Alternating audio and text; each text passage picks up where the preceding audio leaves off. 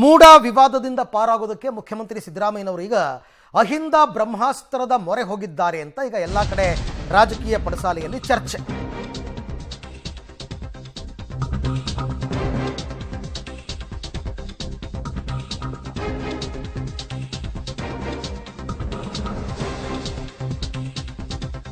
ಮೂಡ ವಿವಾದದಿಂದ ಪಾರಾಗೋದಕ್ಕೆ ಅಹಿಂದ ಬ್ರಹ್ಮಾಸ್ತ್ರವನ್ನ ಮುಖ್ಯಮಂತ್ರಿಗಳು ಬಳಸ್ತಾ ಇದ್ದಾರೆ.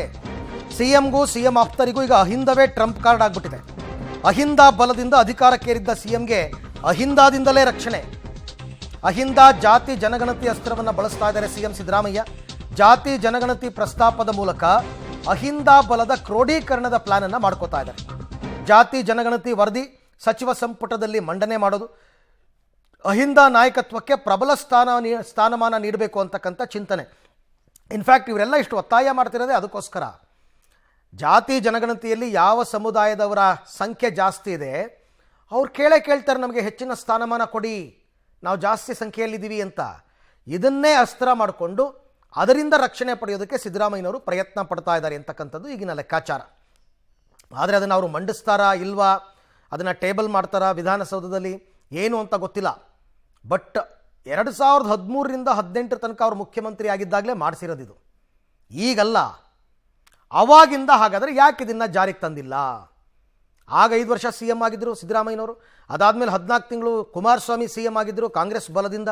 ಆಗಲೇ ಮಾಡ್ಬೋದಾಗಿತ್ತು. ಅದನ್ನೇ ಕುಮಾರಸ್ವಾಮಿ ಕೇಳಿರೋದು, ಅಷ್ಟು ದಿನ ಮಾಡದೆ ಈಗ ಯಾಕೆ ಮಾಡ್ತಾ ಇದ್ದಾರೆ ಅಂತ.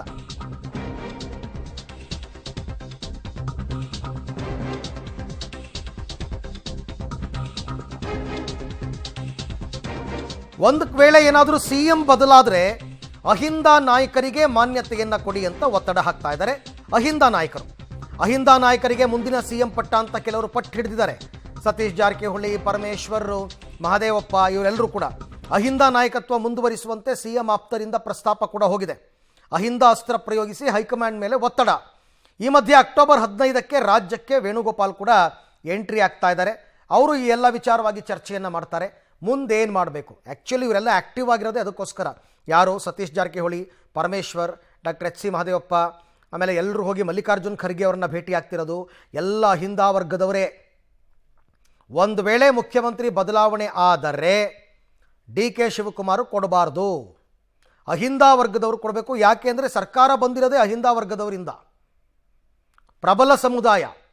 ಹಾಗಾಗಿ ಆ ವರ್ಗದವ್ರನ್ನೇ ಸಿ ಎಂ ಮಾಡಬೇಕು ಅಂತ ಇನ್ನೊಂದು ಕಡೆ ಒತ್ತಡವನ್ನು ಹಾಕ್ತಾ ಇದ್ದಾರೆ. ಸೊ ಇದೆಲ್ಲವೂ ಕೂಡ ಈಗ ಮುಖ್ಯಮಂತ್ರಿಗಳಿಗೆ ಒಂದು ಕಡೆ ರಕ್ಷಣೆ, ಮತ್ತೊಂದು ಕಡೆ ಸಂಕಟ, ಆ ರೀತಿ ಆಗಿದೆ. ಈ ಬಗ್ಗೆ ಮತ್ತಷ್ಟು ಮಾಹಿತಿ ನನ್ನ ಕೊಲೀಗ್ ಮಸೂದ್ ಅವರಿಂದ ಪಡ್ಕೊಳ್ಳೋಣ. ಮಸೂದ್, ಮೂಡ ಹಗರಣವನ್ನು ಸೈಡಿಗೆ ತಳ್ಳೋದಕ್ಕೆ ಈಗ ಜಾತಿ ಜನಗಣತಿ ಹೆಸರ ಮತ್ತೆ ತಂದರು ಸಿದ್ದರಾಮಯ್ಯನವರು.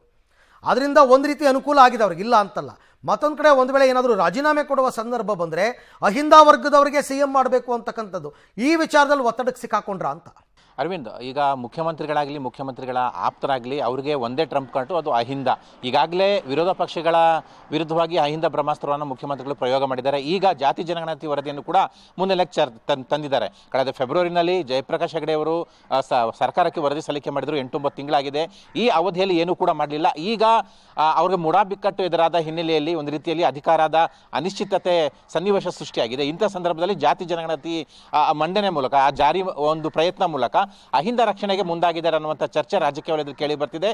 ಮುಖ್ಯಮಂತ್ರಿ ಅಷ್ಟೇ ಅಲ್ಲ, ಅವರ ಆಪ್ತರಿಗೂ ಕೂಡ ಈಗ ಮುಖ್ಯಮಂತ್ರಿಗಳು ಅಹಿಂದ ನಾಯಕ, ಮತ್ತೆ ಅಹಿಂದ ನಾಯಕತ್ವಕ್ಕೆ ಮಣೆ ಹಾಕಬೇಕು, ಮುಂದಿನ ಮುಖ್ಯಮಂತ್ರಿ ಬದಲಾವಣೆ ಮಾಡೋದಾದ್ರೆ ಅಹಿಂದ ನಾಯಕರಿಗೆ ಸಿಎಂ ಸ್ಥಾನ ಕೊಡಬೇಕು ಅನ್ನುವಂತಹ ಒತ್ತಾಯವನ್ನು ಕೂಡ ತೀವ್ರಗೊಳಿಸಿದ್ದಾರೆ. ಈ ಸಂಬಂಧಪಟ್ಟಂತೆ ಮುಖ್ಯಮಂತ್ರಿಗಳ ಆಪ್ತರಾಗಿರುವಂತಹ ಸಚಿವರು ಅವರು ದೆಹಲಿ ಓಡಾಟ, ಇಲ್ಲಿ ಬೆಂಗಳೂರಿನಲ್ಲಿ ಪ್ರತ್ಯೇಕ ಸಭೆಗಳು, ನಿನ್ನೆ ಕೂಡ ತುಮಕೂರಲ್ಲಿ ಚರ್ಚೆ ಮಾಡಿದ್ದಾರೆ. ಈ ಚಟುವಟಿಕೆ ಜಾಸ್ತಿಯಾಗಿದೆ. ಪರಮೇಶ್ವರ್ ಅಥವಾ ಸತೀಶ್ ಜಾರಕಿಹೊಳಿಗೆ ಸಿಎಂ ಸ್ಥಾನ ಕೊಡಬೇಕು ಅನ್ನುವಂತಹ ಪಟ್ಟು ಖರ್ಗೆ ಅವ್ರ ಜೊತೆ ಕೂಡ ಮಾತನಾಡಿದ್ದಾರೆ. 2 ಸಲ ಸತೀಶ್ ಜಾರಕಿಹೊಳಿ ದೆಹಲಿಗೆ ಹೋಗಿ ಬಂದರು. ಅಲ್ಲೂ ಕೂಡ ಹೈಕಮಾಂಡ್ ಮುಂದೆ ಈ ಬೇಡಿಕೆಯನ್ನು ಇಟ್ಟಿದ್ದಾರೆ, ಮತ್ತೆ ಅಹಿಂದ ನಾಯಕತ್ವ ಮುಂದುವರಿಸಬೇಕು ಅಂತ.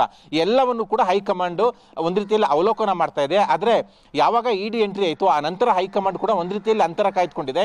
ಏನು ಅಭಿಪ್ರಾಯ ಇದೆ, ಏನು ಯೋಚನೆ ಮಾಡ್ತಿದೆ, ಪ್ಲಾನ್ ಬಿ ಏನು ಅನ್ನೋದು ಕೂಡ ಸೀಕ್ರೆಟ್ ರಿವೀಲ್ ಮಾಡಿಲ್ಲ.